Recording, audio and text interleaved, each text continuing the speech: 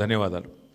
దాదాపు ప్రతి బూత్లో 407 బూత్లు ఉంటే ప్రతి బూత్లో మా జూబ్లీహిల్స్ స్థానిక నాయకత్వం చాలా అద్భుతంగా కష్టపడ్డారు. వారికి కూడా హృదయపూర్వకంగా నా ధన్యవాదాలు, హృదయపూర్వకంగా వారికి కూడా నమస్కారాలు.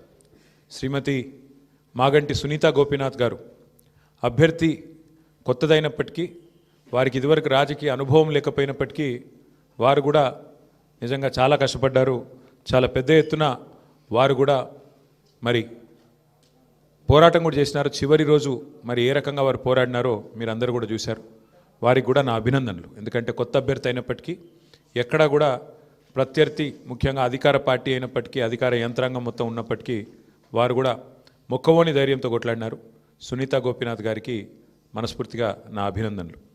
అట్లాగే బీఆర్ఎస్ పార్టీకి మరి ఓటేసిన జూబ్లీహిల్స్ ప్రజలకి మరి చివరి ఓటింగ్ శాతం ఇంకెంత తెలియదు, బట్ చాలా గణనీయంగా గౌరవప్రదంగా మా పార్టీకి కూడా ఓట్లు వచ్చినాయి.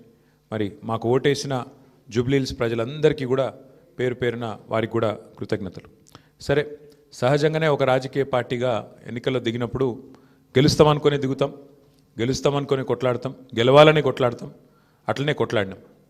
గత 2 ఏళ్లుగా బీఆర్ఎస్ పార్టీ ప్రధాన ప్రతిపక్ష పార్టీగా తన పాత్రను అద్భుతంగా పోషించింది. ప్రజా సమస్యలను మరి కేంద్రంగా చేసుకొని ప్రజల వాదనను, ప్రజల వేదనను ఇవాళ ప్రభుత్వం ముందు పెట్టడంలో, అది శాసనసభలో అయితేనేమి, ప్రజాక్షేత్రంలో అయితేనేమి, సోషల్ మీడియాలో అయితేనేమి చాలా బలంగా బీఆర్ఎస్ పనిచేస్తున్నది. మా పని ఇట్లాగే భవిష్యత్తులో కూడా కొనసాగుతూనే ఉంటుంది.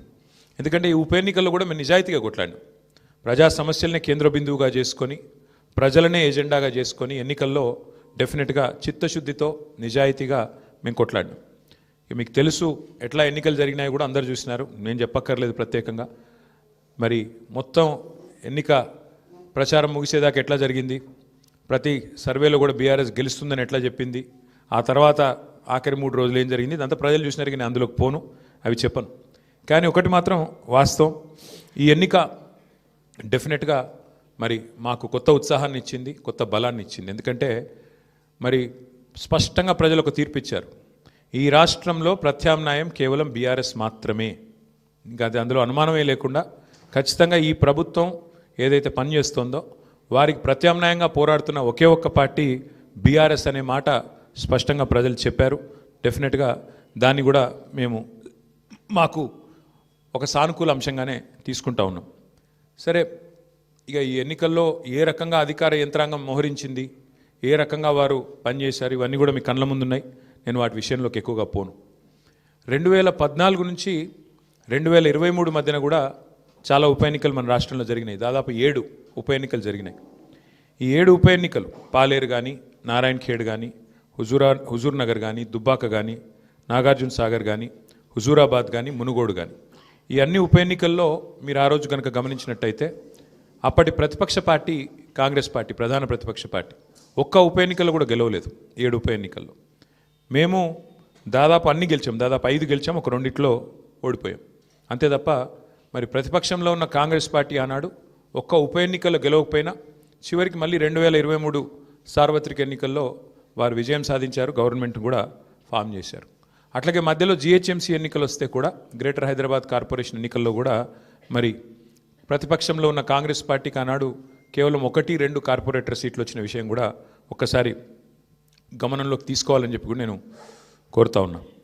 అట్లాగే ఈ ఎన్నికల్లో ముఖ్యంగా ప్రజల తరపున వాదన బలంగా వినిపించగలిగాం. ఎన్నికల ఎజెండాను ఖచ్చితంగా నిర్దిష్టంగా బలంగా ప్రతిపక్షంగా మేమే సెట్ చేయగలిగాం. ప్రజా సమస్యలను ప్రధానంగా 6 గ్యారంటీల అమలులో ప్రభుత్వ వైఫల్యాన్ని బలంగా ప్రజల్లోకి తీసుకొని పోయాం. 6 గ్యారంటీల విషయంలో ప్రభుత్వం చేసిన మోసాన్ని తీసుకొని పోయాం. హామీల ఎగవేతను బాకీ కార్డుల రూపంలో ప్రధాన చర్చగా చేయగలిగాము. ఇది బీఆర్ఎస్ సాధించిన విజయంగా మేము భావిస్తూ ఉన్నాం. అట్లాగే మేము అనవసరపు అంశాల జోలికి పోలేదు. కులము, మతము వీటి పేరు మీద డైవర్షన్ రాజకీయాలు చేయలేదు. బూతులు అసలు మాట్లాడలేదు. ఆఖరికి ప్రభుత్వంలో ఉన్నవాళ్ళు ఫ్రస్ట్రేట్ అయిపోయి బూతులు మాట్లాడినా మేము మాత్రం బూతులు మాట్లాడలేదు. కేవలం ప్రజా సమస్యల గురించే మాట్లాడాం. చాలా హుందాగా ఈ ఎన్నికల్లో కొట్లాడినామని చెప్పి నేను అనుకుంటా ఉన్నాను. అట్లాగే జనాలకు అవసరమైన పాయింట్లు, ప్రజలకు అవసరమైన పాయింట్లను మాత్రమే చర్చకు పెట్టాం. కాంగ్రెస్ బీజేపీ ఎన్ని రకాలుగా మమ్మల్ని కవ్వించే ప్రయత్నం చేసినా సంయమనం కూడా పాటించాం. అట్లాగే మేమేం చేశాము, ఎందుకంటే ఒక 10 ఏళ్ళు ప్రభుత్వాన్ని నడిపిన ఒక జవాబుదారీ పార్టీగా, ఒక బాధ్యత గల ప్రతిపక్షంగా 10 ఏళ్ళు మీరు ఏం చేశారు జూబ్లీహిల్స్ కంటే 5,328 కోట్లతో అభివృద్ధి సంక్షేమ కార్యక్రమాలు చేశామని చెప్పి లెక్కల సహితంగా మరి ప్రజల ముందు పెట్టాము. చాలా పారదర్శకంగా పనిచేశామని చెప్పి ఎన్నికలు కూడా పోయినాం. అట్లాగే కాంగ్రెస్ ఎగ్గొట్టిన వాటిని కూడా లెక్కలతో సహా ఇంటింటికి తీసుకొని పోయాం బాకీ కార్డుల ద్వారా. అట్లాగే ప్రజా సమస్యలు, బస్సు ఛార్జీల పెంపు మీద నిరసన చెప్పాము. బస్తీ దవాఖానాలు విజిట్ చేసి ప్రభుత్వ యంత్రాంగంలో చలనం తీసుకొచ్చాము. హైడ్రా విధ్వంసం మీద, ప్రభుత్వంలో ఉన్న పెద్దల ద్వంద్వ ప్రమాణాల మీద, డబుల్ స్టాండర్డ్స్ మీద కూడా ప్రభుత్వాన్ని ఎండగట్టగలిగాం. ఆటో అన్నల సమస్యలను కూడా ప్రభుత్వం దృష్టికి తీసుకురాగలిగినాం. వాళ్ళ తరపున కూడా గట్టిగా మాట్లాడినాం. హైదరాబాద్లో రోడ్ల దుస్థితి విషయంలో కూడా ప్రభుత్వాన్ని కదిలింపజేయగలిగినాం. శాంతి భద్రతల విషయంలో కూడా మా నిరసన గట్టిగా చెప్పాం. ఈ రకంగా ప్రజా సమస్యలనే కేంద్ర బిందువుగా మా పార్టీ ఎన్నికల ప్రచారాన్ని చాలా హుందాగా నిర్వహించింది.